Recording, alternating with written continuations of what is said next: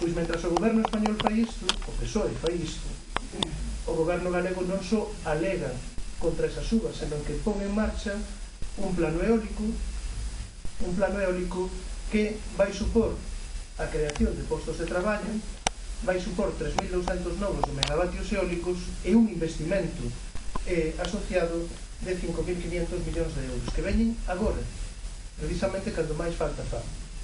A Voz de Galicia critica, a Voz de Galicia calaba cando lles daban a Paco Vázquez en concurso, verdade?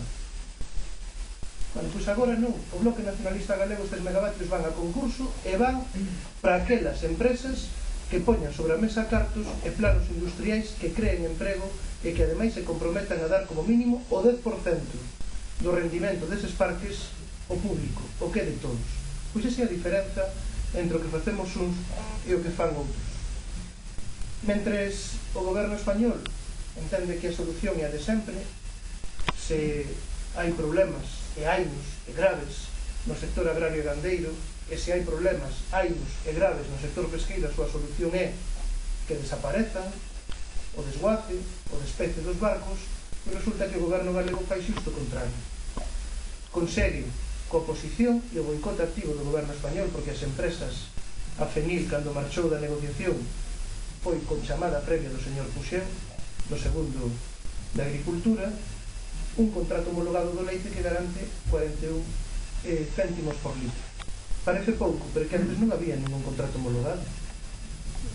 Mentras o goberno español di que a solución, como vos dicía, é que hai que reducir o esforzo pesqueiro e a frota pesqueira galega, o BNG, co seu traballo en Madrid e co seu traballo no Parlamento galego, consigue que a frota de baixura disfrute do que non disfrutou até agora.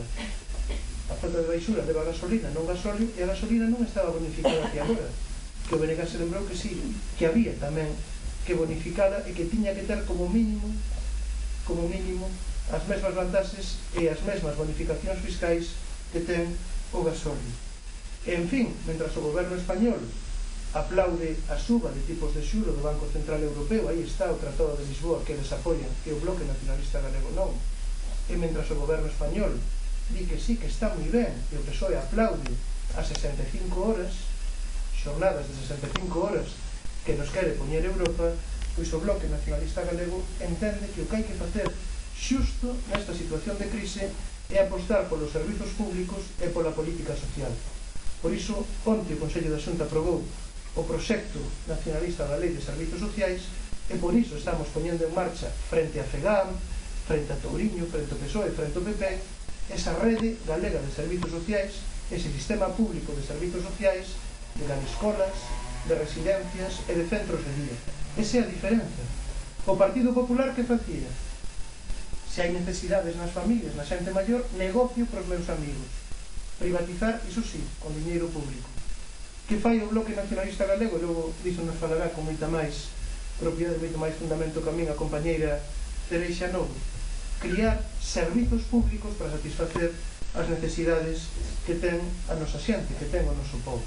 Pois aí está tamén a diferencia. E mentres temos un Zapatero que nesta segunda legislatura parece que ten o mal de Aznar, esa doenza da soberbia que tivo Aznar na segunda legislatura, porque está igual, e temos un PSOE que volve os vellos tempos de negar a pluralidade nacional, lingüística, etc. que hai no Estado español, o Bloque Nacionalista Galego segue, o nacionalismo galego segue termando, bueno, pois deste país e teimando en que temos que defender a nosa lingua, que temos que defender os nosos dereitos e que Galiza non pode calar, e non pode calar en Madrid e non pode calar en Europa. Para calar, para iso está Touriño. Dicía Touriño este outro día que a non lle interesan os megavatios, e algunha prensa dixo un discurso